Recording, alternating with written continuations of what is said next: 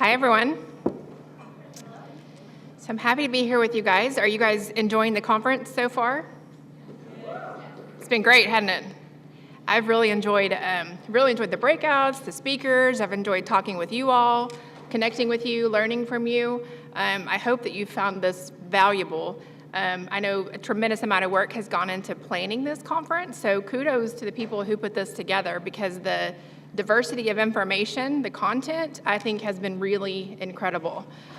So I'm happy to be here with you guys to help add a different perspective to what continuous quality improvement is, and specifically, how do you create a culture of learning within your organization so that continuous quality improvement really can thrive the way that it should to improve outcomes for kids and families, okay?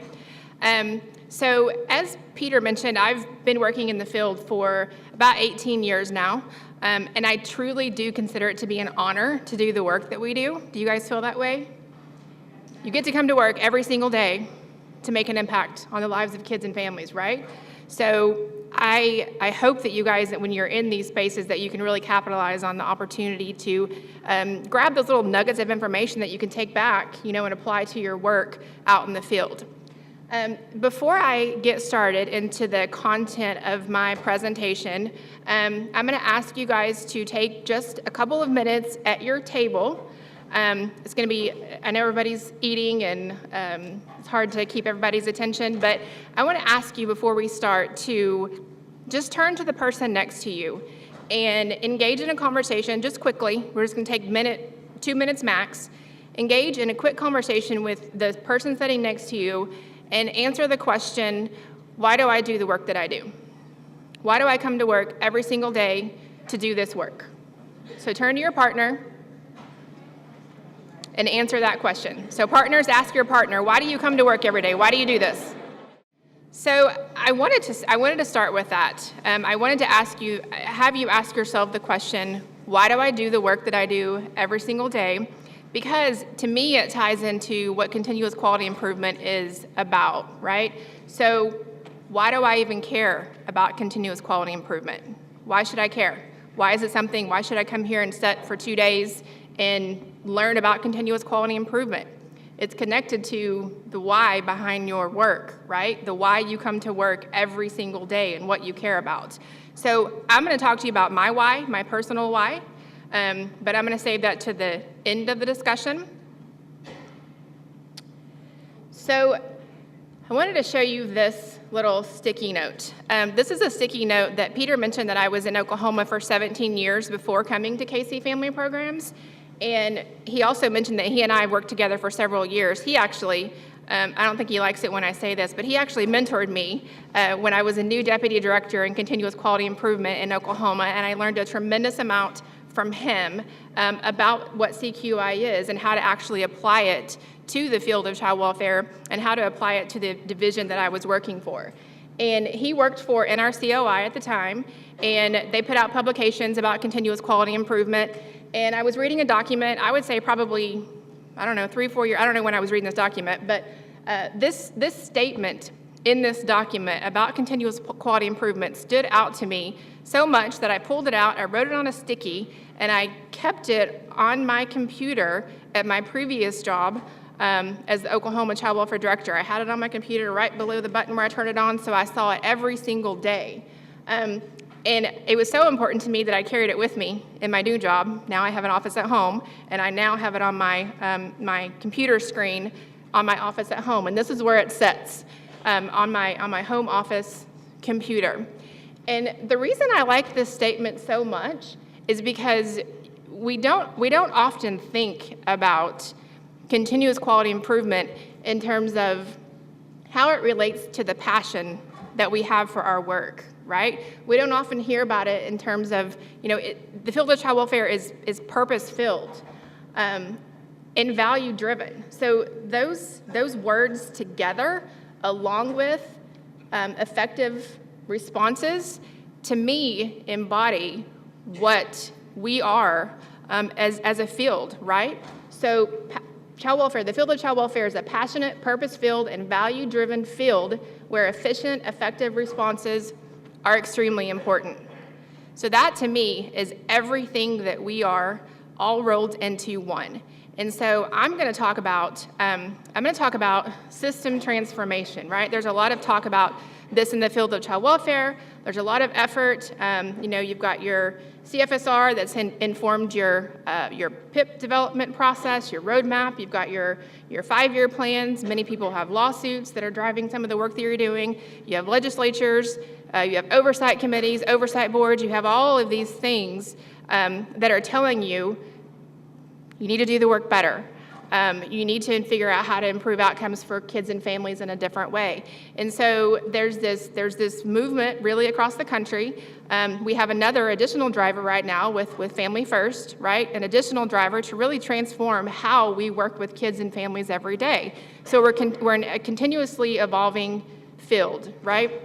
So I'm going to talk about perspective. There are many different perspectives to CQI and what it involves, which is what I like about this conference, because you guys get really a wealth of different perspectives, and hopefully you can take nuggets from each of the sessions you've been to and kind of fill up your toolbox and take it back and be able to apply it to your work. So my perspective is one perspective based on what I've learned in both being a worker, a frontline worker in the field of child welfare, and all the positions I've held in between, and leading a child welfare agency for 4 years. So this, I'm going to describe to you, to me, some of the key elements to systems transformation, and how one of those elements really is creating a culture of continuous learning. And what I want you guys to think about is, we talk a lot about how you use data, how that's related to continuous quality improvement. We talk a lot about the processes. We talk a lot about case reviews. Talk a lot about the technical aspects of continuous quality improvement. But what I really want you guys to do as I'm walking you through this is really think about, how do you lead? How do you create an environment within your organization that really creates space for everyone to be learning every single day? So I'm going to talk about 3 key elements here that I think are drivers based on my experience in the Oklahoma child welfare system as we were working to transform how we worked with kids and families. These were 3 key drivers that we focused on. So we focused on being a values, a field that was driven by values. So all of our decisions, we were trying to, all the way down to the frontline level, ensure that frontline workers were making values-based decisions. And then that carried all the way up to the agency level, the organizational level. So how are we spending our money, for example? Does that reflect our values? Second one is collaboration. So in the field of child welfare, we definitely can't do it alone. You think about how many disciplines interact with one another to be able to protect children from abuse and neglect. It's not just the child welfare agency, right? There are so many other entities, organizations that have to support that work. So how do we collaborate effectively, both internally and externally, to be able to meet the needs of kids and families? And then the third one, as I said before, was creating a culture of continuous learning. So these were the 3 key drivers that we focused on over the period of 5 years where I was in my role in Oklahoma. So what I'm going to talk to you about is, why are these 3 drivers important? And then we're going to talk about how they're connected, how they're interconnected. So the first one, values-driven decision-making. So cultivating, as I said, an environment where all of your decisions are made based on your values. So you think about, you have policies in place, you have procedural manuals in place, you have training, you have statute, you have rules, you have all of these things that tell you how to do the work, but sometimes all of those things that you have in place still don't guide you to the right decision, right? Have you ever experienced that, where you've followed all of the policies that you're supposed to follow, but you still can't seem to get to that just right decision for kids and families? So what we were trying to do was to train staff, when you get to that point where you can't really determine what the right answer is, the right decision is. First of all, you don't make the decision alone, you engage other people, but you reflect back on, what are our values? What do we want for kids and families within our state? We value that kids need to be with their families, right? So talking about how, if we're making a decision about whether a child needs to come into the system, for example, when there's just identified safety threat. So do we work to bring that child into the system, or do we work to create a safety plan, a safe environment for that child to be able to remain home with their family so that it reflects that we want those children to be with their family. One of the things that we had to ask ourselves, though, is are our values related to how children and families are served, are they clearly defined? Do we actually know what our values are? Do we have a consensus around what our values are? The second thing, do staff know what our organizational values are? So do they know, for example, that we value keeping kids at home? Or do they think that when there's an identified safety threat, for example, that you just automatically bring those children into care to protect them, right? So those are two different ways of looking at it.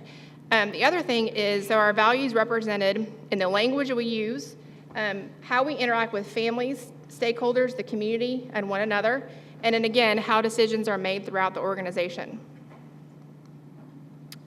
So the second driver here is collaboration. This is a key component to continuous quality improvement, right? We all know that. Building collaborative relationships with and between internal and external stakeholders is critically important. One of the things that you have to ask yourselves here too is, are the values related to how children and families are served, are they shared across our system? Have you guys ever thought about that? So if you as an organization, as an agency, again, value keeping children at home, is that reflected throughout the other places in the system? So I had an example is we really made a commitment within our organization that no children were going to age out of our state without permanency. They were not going to age out of care without permanency. Lofty goal, right? Is it possible to accomplish that? Maybe not, but it doesn't mean we're not going to set the goal, because how do you say it's okay for this percentage of kids and carve out these kids get to age out or can age out, but everyone else doesn't? So how do you set what that threshold is? So our goal was no kid ages out of our system without permanency. So we were pushing this throughout our organization. We actually saw that we ran into challenges within our court system. I actually had a judge who called me, and actually he had a worker who came into court and was trying to finalize permanency for a child through guardianship 3 days before this child turned 18. So everyone had done what they needed to do, had the papers ready, the family was ready, the child was ready, and we were determined this child was going to receive permanency 3 days before he turned 18. The judge refused to sign it because he said the department was just trying to pad their numbers. I didn't know what that meant. I wasn't sure what we were talking about here, but it was an extreme, obviously, a very extreme example of how I as a leader and we as an organization hadn't done a good job of reflecting to the court system the value that was driving that practice, right? So it wasn't that we were trying to prevent, a certain number of kids from showing up on a report as having aged out, right? Which is, you could perceive it that way. What it really was about is that we were trying to prevent a child from going out into legal adulthood without having a permanent family. So I had to take ownership of that. We didn't do a good job there to represent what the value was that was driving the work that we were trying to push forward. So do we have effective feedback loops internally and externally? Critical to continuous quality improvement, right? Because you have to have information not only that feeds down to the front of your organization, frontline staff within your organization, you have to have feedback loops where the frontline staff are feeding information back up to leadership and the people who are making decisions. And I've heard this as a theme throughout all of the presenters who have talked about how important it is to listen to staff. It even came up in the discussion around the workforce, looking at different generations in the workforce and how the newer generations, the younger generations, they value that even more so. They want to be heard. They want to be able to have input. They want to have their ideas. Heard by leadership. So the last thing, are stakeholders engaged in every aspect of decision making, both at the case level and at the organizational level, okay? So this is something that we were really challenged with, because when I grew up in child welfare as a frontline worker, the department made the decisions, okay? So we were statutorily charged with making the decisions that were right for kids and families. We had the statutory authority to do that. We didn't do a good job of asking anyone else what they thought. Foster parents, service providers, CASAs, We may have gotten their input, but we didn't really apply it to our decision-making. We kind of thought of ourselves as the experts in child safety, okay? So we really had to change our thinking around this. We don't own the monopoly on child safety, right? You think of all the experts out there in different disciplines who are working with families, who can actually inform how we make decisions that are best for kids and families. So that's at the case level, but then also at the organizational level. You know, I think where we had been historically in Oklahoma, we asked for input from our stakeholders when it was time to create a 5-year plan, when it was time to write our CFSP. We asked for input when it was time to do a CFSR, develop a PIP, because we were required to, right? We didn't do a good job of engaging them every step of the way and keeping them involved in everything that we were doing. So we had to create very well-defined processes to actually engage all of our different stakeholders so that they felt like they were in it with us. Because a lot of times what we would do is we would go to them, say, here's what we want from you, this is what we need from you, these are the goals we have, what can you do to help us meet our goals, okay? That didn't work, right? Because everyone else needs to have an input. Everyone else has their goals that they're working for. So we had to change the way that we even had that conversation. So what is it that we collectively want for kids and families? Not what do I want for kids and families, not what do I want from you, what do I need from you, but what do we want for kids and families, and how do we accomplish that together? So just making those small changes in the way that we communicated about collaboration and how we brought people to the table really started to create a different environment in terms of collaboration. So the third one, like I said, creating a culture of continuous learning. So what does that look like? It's more than using data to drive the interventions and outcomes. So if you look at how do we determine organizational focus? So we were, sure none of you guys can relate to this, but we were known for having all these great ideas, trying all of them. Let's just throw out everything, see what sticks to the wall, right? Just see what sticks. We would do anything and everything under the sun. If it was a good idea, let's try it. So we had our resources spread so thin, we weren't strategic in how we were rallying our resources and using our resources, and we were wasting the resources that we had. So we got to the point where we had to make a decision that we weren't going to try something unless we could point to the data.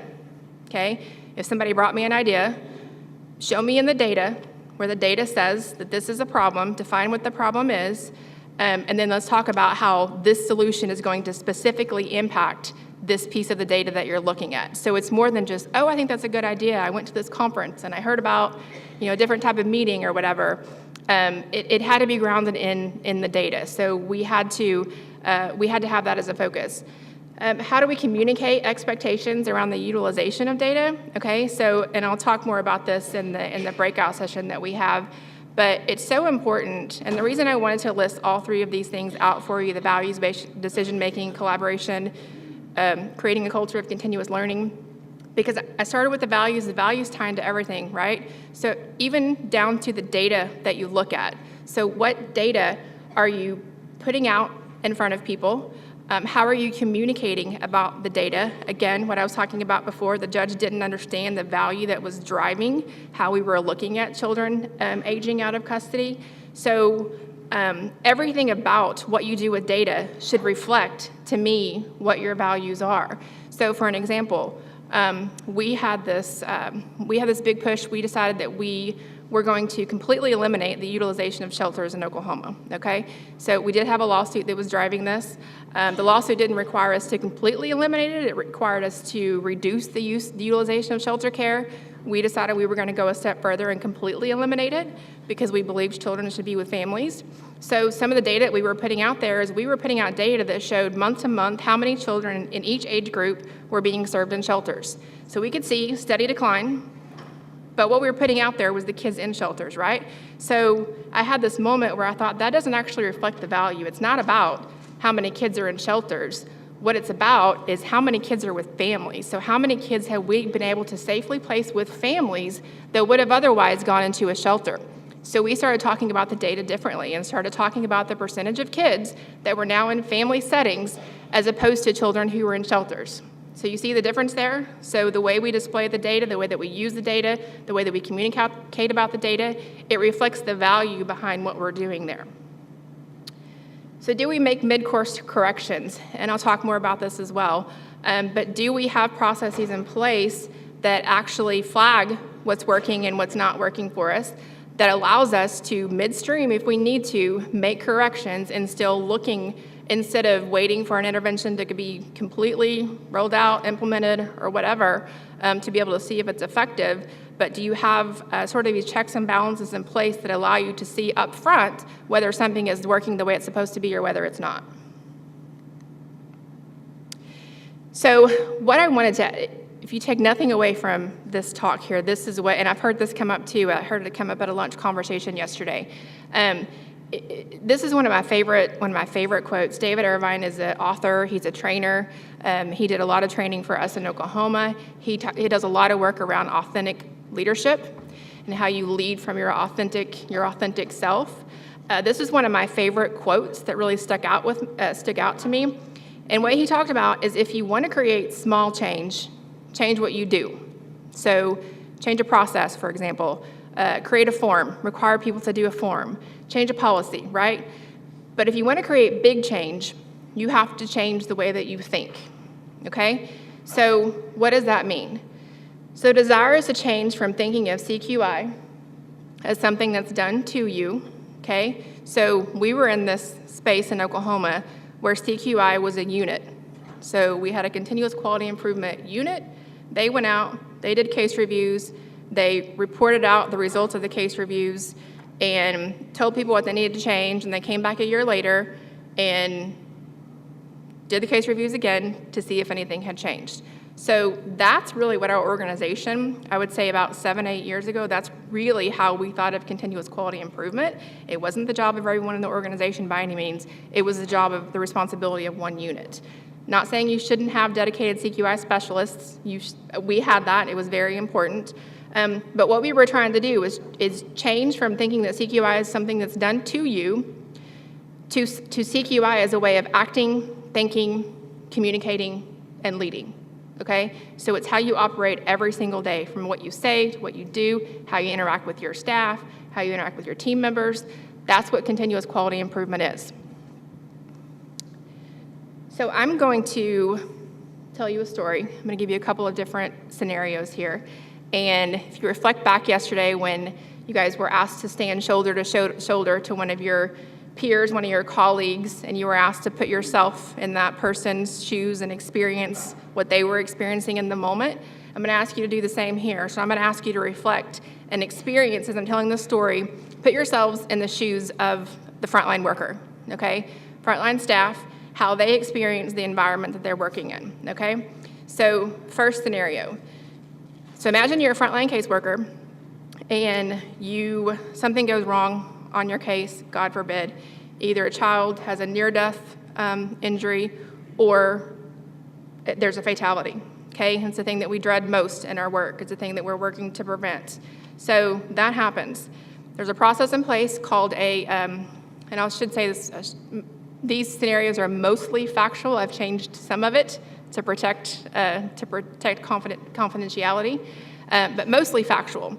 So imagine you're the worker. There's a process in place whereby when there's a critical incident that occurs on your caseload, you go before a critical incident review board, okay? It's a room in a basement in a state office building that it's square. You've got about 20 people sitting around the table. They all have a copy of your case file, every single piece of your case file. They've reviewed your case file before you come into the room. They have questions prepared. You come into the room with your supervisor, county director, who is the supervisor reports to the county director. You come in and you ask questions, your answered questions.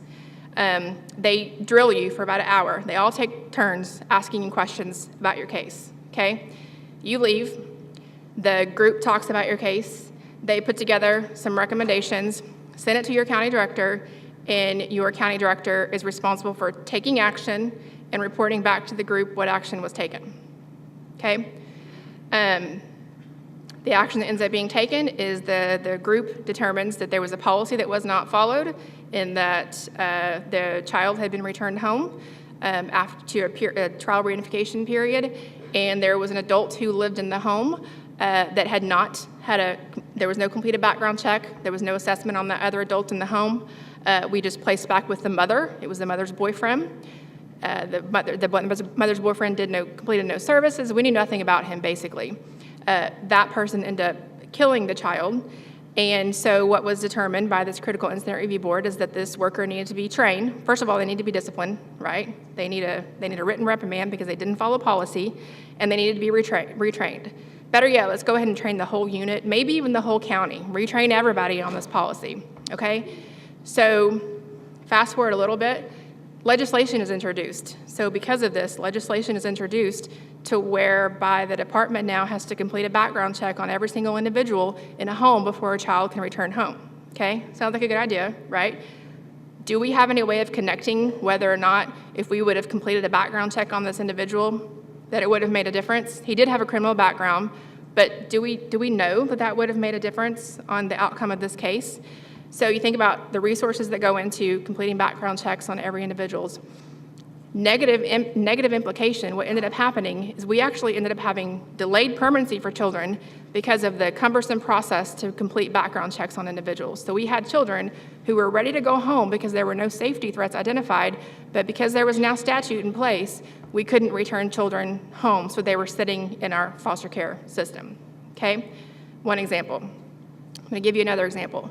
So another situation, another critical incident, another child fatality 4 years later.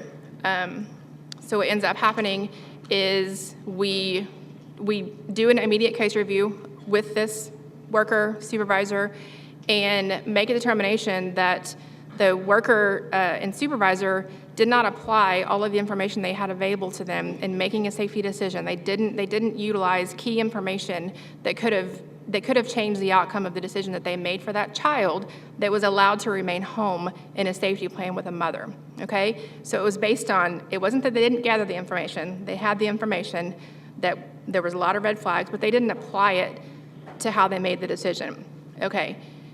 4 years before, you can imagine how that would have gone. What we did, went in, did case review, random case review, because we wanted to see, was it just a one-time thing? Was it just this worker, or do we actually have a problem? Do we have workers who don't know how to apply this information?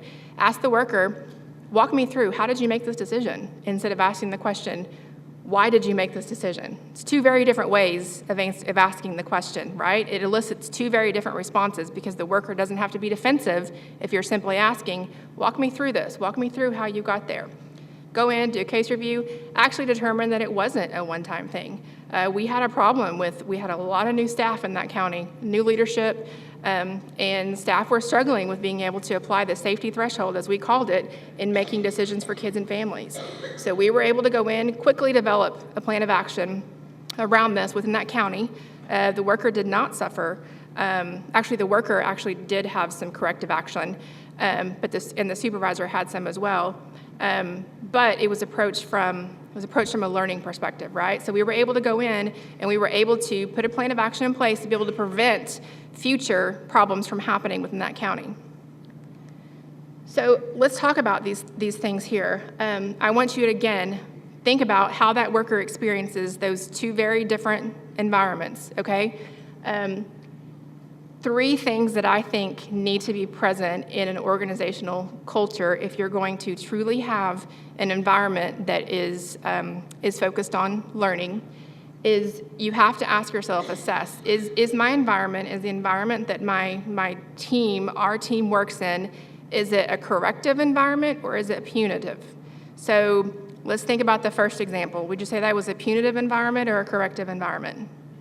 Punitive, okay. So we weren't seeking information to learn from it. We didn't really do anything with the information other than we did enacted discipline with the worker and retrained, but we had no way of even connecting whether or not that was actually something that impacted the outcome of that case. So the second example, was that a corrective environment or a punitive environment? corrective, okay? So we went in there to learn. We wanted to learn what was going on so we could correct any problem that we identified before we had future problems. So proactive versus reactive. And you guys have heard this throughout other presentations as well. So looking at what data do you utilize, for example? Are we utilizing our data on the back end to say this is what we know happened? Or are we utilizing our data on an ongoing basis to be proactive, to get upstream ahead of problems, to be able to correct them before they actually become problems? So the third one, you have to ask yourself, is my environment outcome driven? So are we, again, back to the data that we use, the way we use the data, are we focused on outcomes? Are we even reviewing data that looks at outcomes? Or do we have an environment that's compliance focused? So first example, I would say that was a compliance-based environment because we had a checklist. We had all the policies this worker was supposed to follow. We went down the checklist, which ones were not followed. That's really quality assurance, right? Did we actually do what we were supposed to do? No, we didn't. We identified a couple of problems.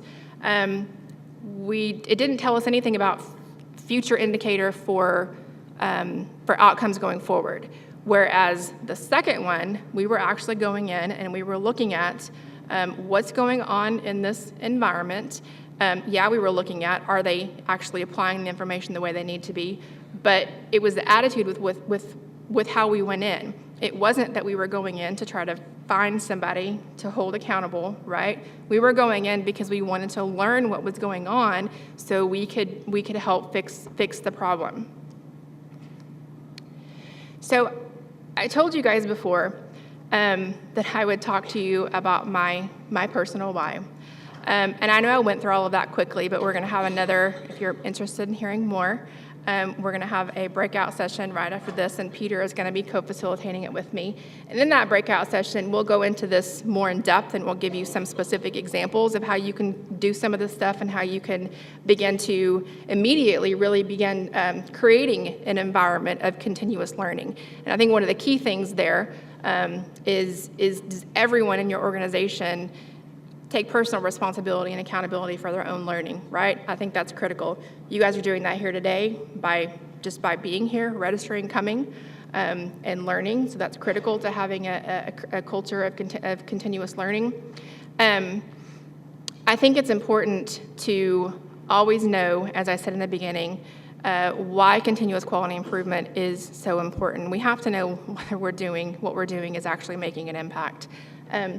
For me, I do this work every single day because I believe. I have hope. I have hope that we can and that we do and that we will make a difference in the lives of kids and families. That we have the power, we have the influence to actually change the trajectory for the lives of the families that we're working with, right? We have the power, we have the influence to do that. I have hope. I hold out hope that we can do that as a system. I hold out hope that families possess within themselves the capability to make the changes necessary to be able to provide for and meet the safety and well-being needs of their children. I hope, I believe, that's why I do the work, that's why I come to work every single day, which I would assume is similar to why most of you guys come to do this work every day, right?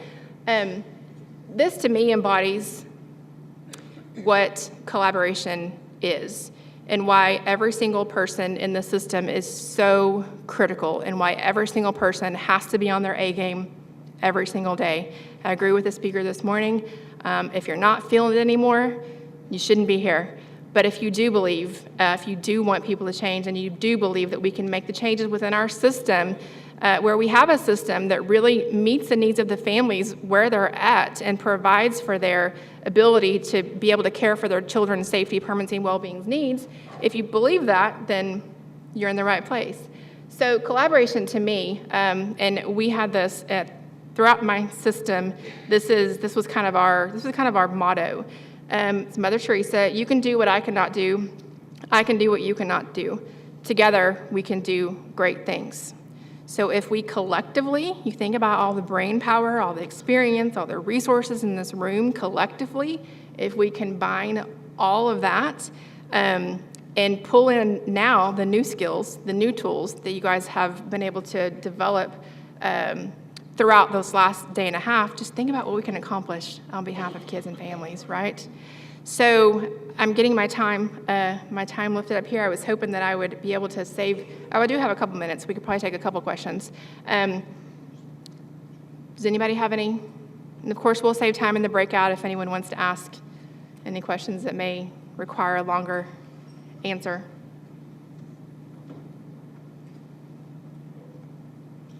No? Perfect timing then, right? So I want to thank you guys not only for being here and being attentive, but thank you for doing what you do. I'm passionate about the work that we do, but I am so passionate about you guys. You guys are my heroes. You come to work every day, and I know the personal sacrifices that you have to make to be able to do this work. I know the sacrifices that your family has to make to be able to do this work. So thank you for making that commitment and continuing to show up on behalf of kids and families every day. So thank you guys.